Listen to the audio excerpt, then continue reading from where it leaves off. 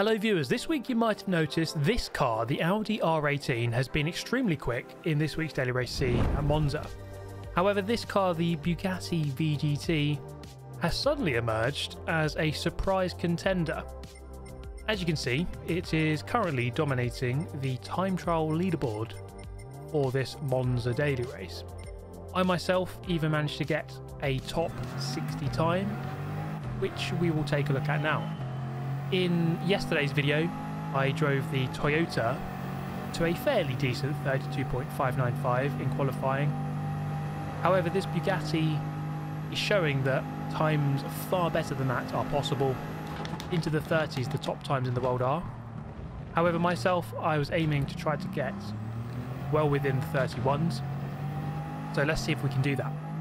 Now, the first thing I'm noticing about this Bugatti, what is the reason why it's being used now?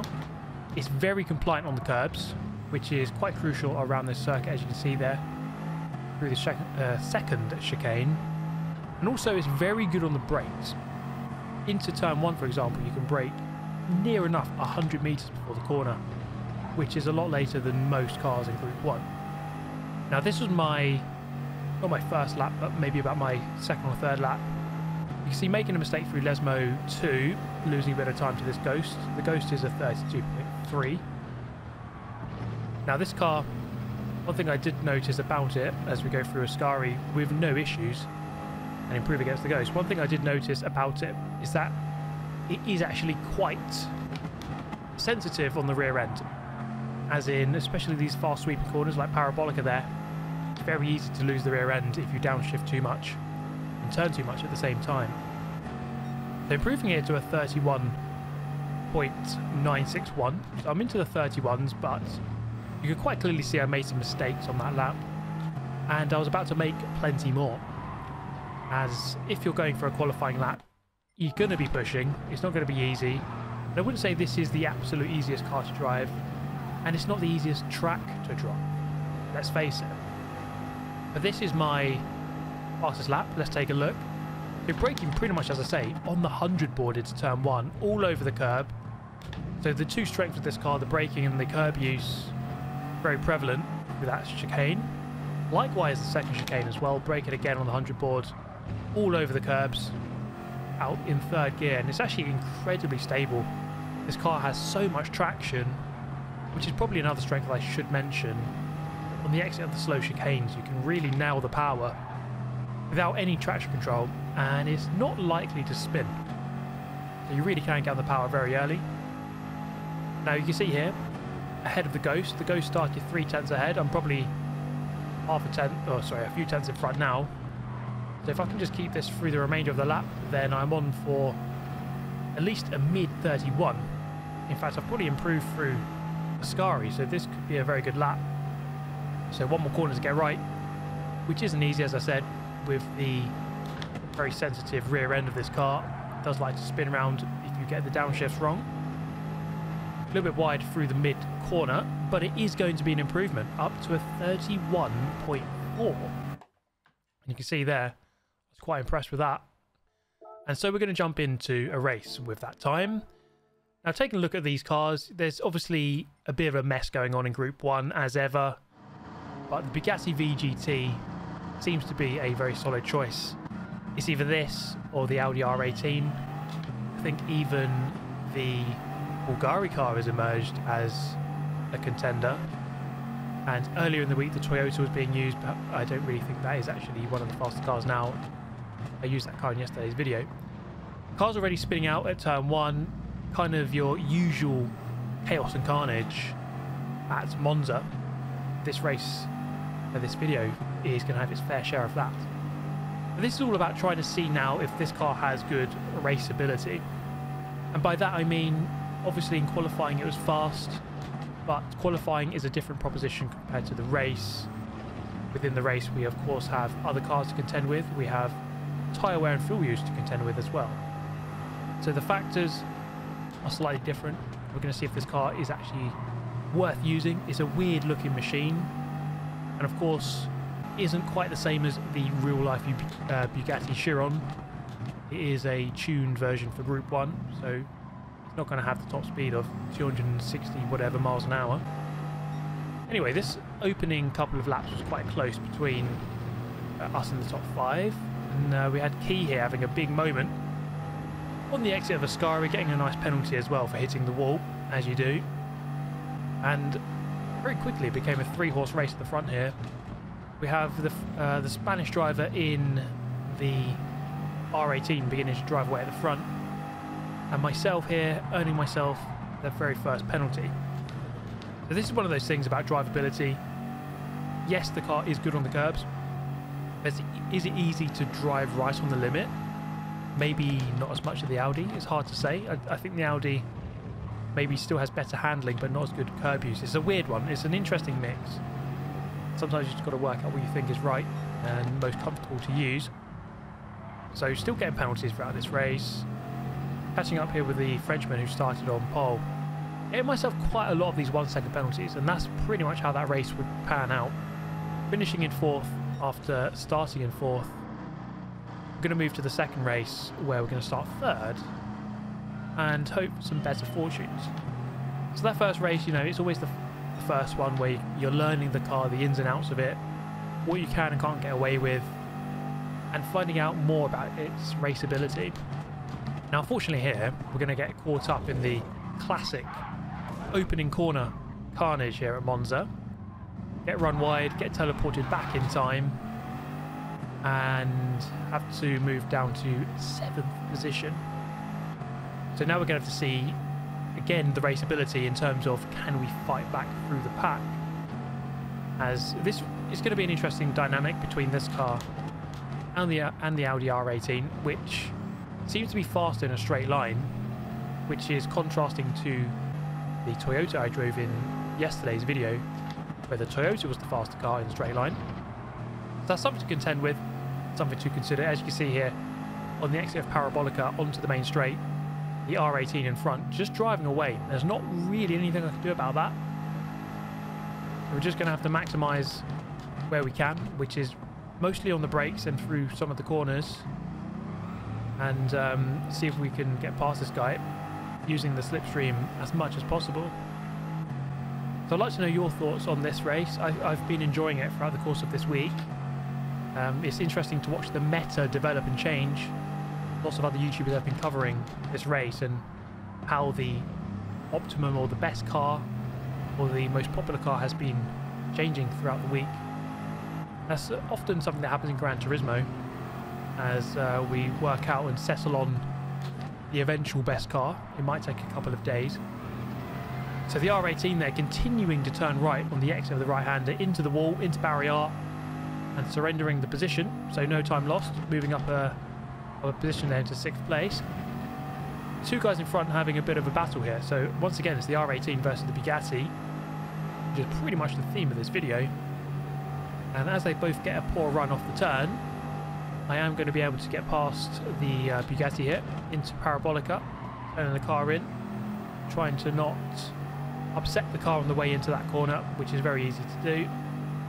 And now, definitely close enough to the R18 to get in the slipstream here and look for a move into turn 1. Normally, if you're more than half a second off, you're not going to be able to get close enough. As I pull out, the gap is there, the time is there. Late on the brakes on the 100 board, maybe overshot slightly. I did enough to settle into 4th.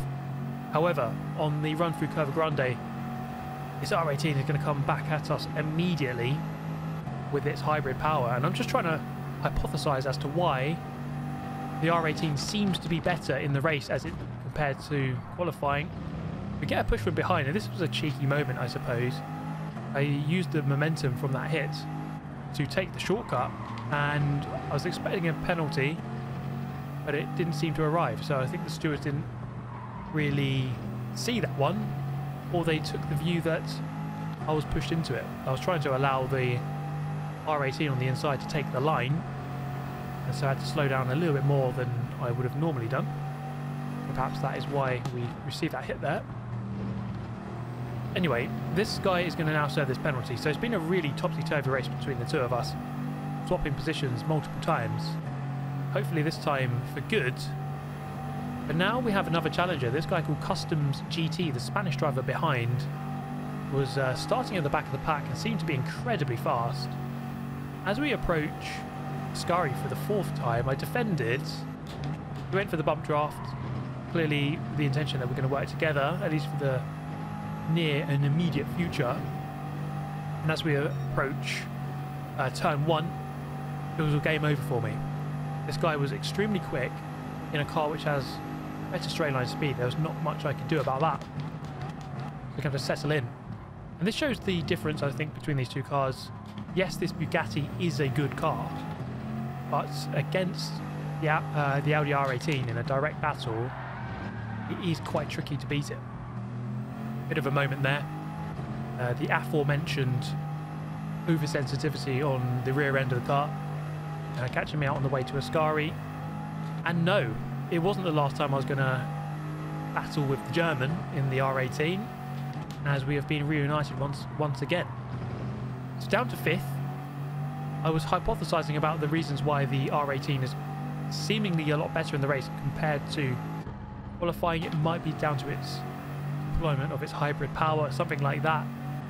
For those who have played this game a lot more, or are a lot more familiar with Group 1, maybe you've got the answer to that question.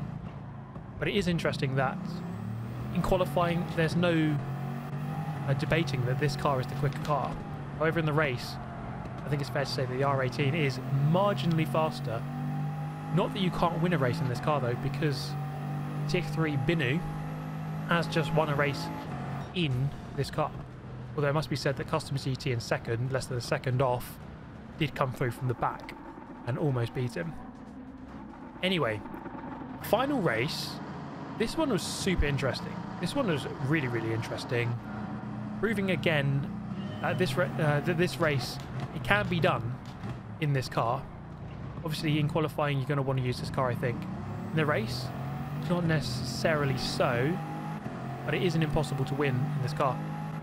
It's just so hard to keep that Audi R18 behind in certain places on the track, such as this.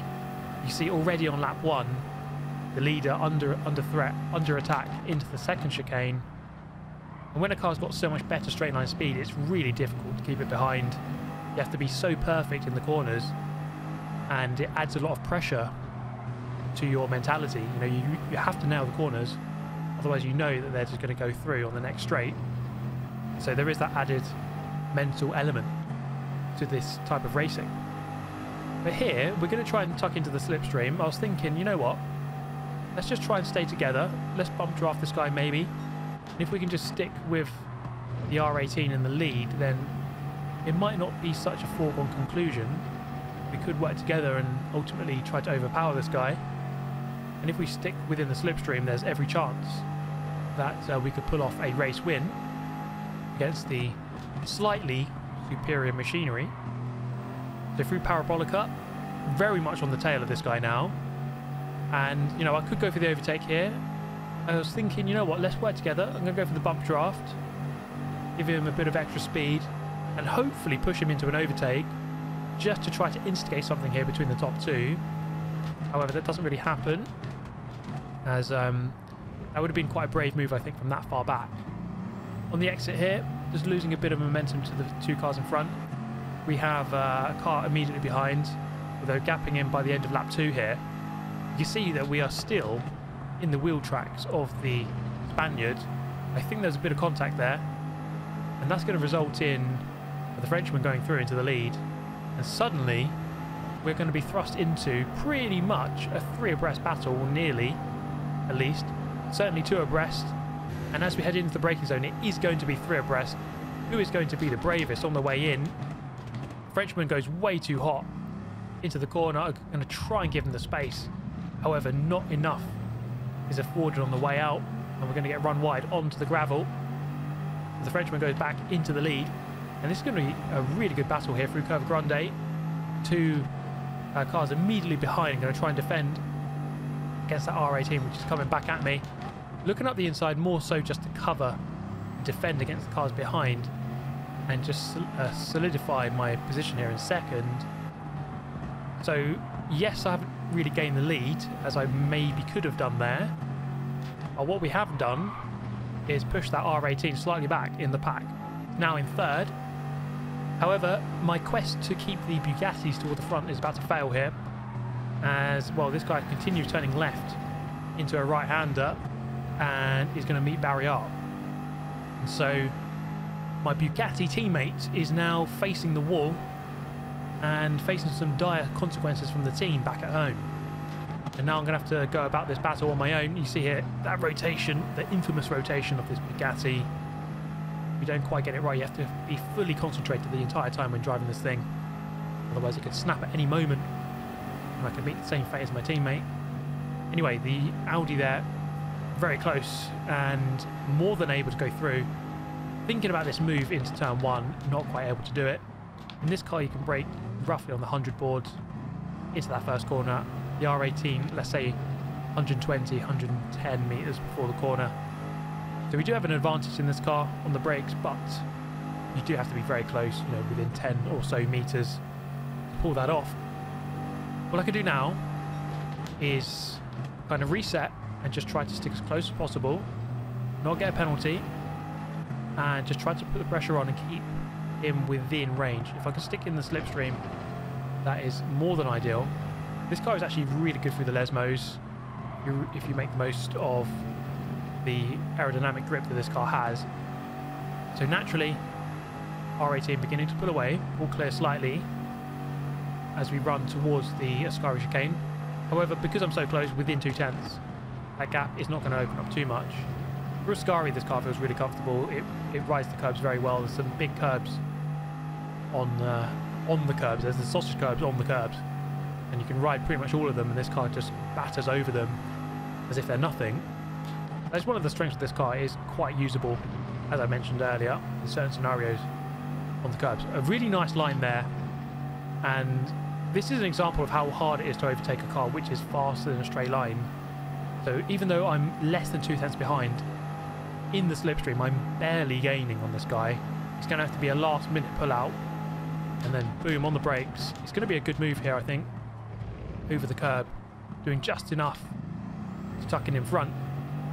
However, we've seen it before, the R18 is so good on this part of the track, and so I'm expecting an immediate response here from the Spaniard. I'm going to move to the left hand side, cover the inside line therefore, and show him and usher him towards the right hand side, the outside. Just really be forceful here. And that was quite a good moment for me, because you can see there he just got a bit squirrely on the exit, losing momentum. Annoyingly for me, half a second penalty, really frustrating time to get it. I mean, the outcome was probably ideal overall. Stayed in the lead, opened up a 1.2 second margin, albeit with a penalty, which we're going to have to serve here. And this should be enough to stay in the lead. But it just shows you that in this race, I think I'm struggling here to stay in front. I'm doing really everything, fighting incredibly hard to stay in front of this guy. It's a really good battle though. It is testing me in many ways. Not quite going into the pit lane just yet. Now, the Spaniard did go in, and he's going to get the undercut. I thought, you know what, I'm going to try and play the long game here. Try and come out on the stronger tyre in the second half of this race. This lap needs to be quite good. Didn't quite get the run through Ascari as I would have liked. Losing a couple of tenths there, but overall was a good in-lap. So pulling into the right-hand side to change over to a new set of soft tyres from here to the end of the race. And here comes Spaniard, unsurprisingly getting the jump with the one-lap undercut. And now it's roles reversed. I've got to do the work again. I do have the fresher tyres in order to do that. And so it's an interesting dynamic. It's a really good race, I think. We were quite well balanced, myself and this guy. And on this opening lap out of the pit lane, he put the pressure on quite a lot. It was really, really quick. I wasn't really gaining too much. I was hoping to reel him in slightly. He's in that awkward zone of 8/10 to 1 second in front, where I'm not really gaining much benefit from slipstream, and therefore I just need to gain a couple more tenths, maybe 3 or 4 tenths, to make better use of that. End of lap 8, the gap is pretty much 1 second. Now through here, I take the line pretty much perfectly. The gap immediately comes down by 3 tenths, and I need more of that. But it just shows you that you really have to be driving this thing perfectly up against equal opposition. Setting a 32.1, fastest lap, unassisted by slipstream. So that's the kind of speed I need for the rest of this race. But it's not easy to drive this car consistently, which is my main summary of it. Yes, it's good in qualifying, and qualifying is a different idea, it's a different philosophy. You can drive an infinite amount of laps, and it doesn't quite matter because you make a mistake, you just restart. In a race, you can't do that, and we're going to make that mistake here. If that's qualifying, you just press start, press restart. It's fine. But you can't do that here. You only have one opportunity to get it right, and unfortunately, having to push so much to catch up with that guy, it pushed me beyond my limit, and I just pushed a bit too hard, and that was that. So in summary, I would say that this car, it's a great car, but much like this race, a little bit more needed in order to match the R18, I would say. But now it's about finishing best of the rest, or at least the best Bugatti. It has been an adventure driving this thing. I've been enjoying it, actually. It's quite nice to drive once you really get to grips with it, to excuse the pun. I do have a good chance here of at least securing second back. It would have been a bit of a shame to finish third after being in a good fight for the lead. You might have noticed up in the lead, I think the leader actually served a 2-second penalty there. Maybe even a bit more, because the gap has come back down, which is doubly frustrating because had he done that and I had not made my penalty, then, you know, I could have perhaps been challenging for the win. But that's all ifs and buts. In motorsport, you just gotta race properly without making the mistakes. And ultimately, we can all say, if I did this, then this would have happened. But ultimately, I didn't race cleanly. I didn't race without penalties. So I am going to finish in second place. So it was a great battle. I really enjoyed this one. It's always interesting to have two different cars battling quite closely. Thank you to the Spaniard for the great battle, and to Valentino Rossi behind for the good battle in the Bugatti. Thank you for watching. I hope you enjoyed this one. Get yourself subscribed if you're new to the channel, and I shall see you next time. Goodbye.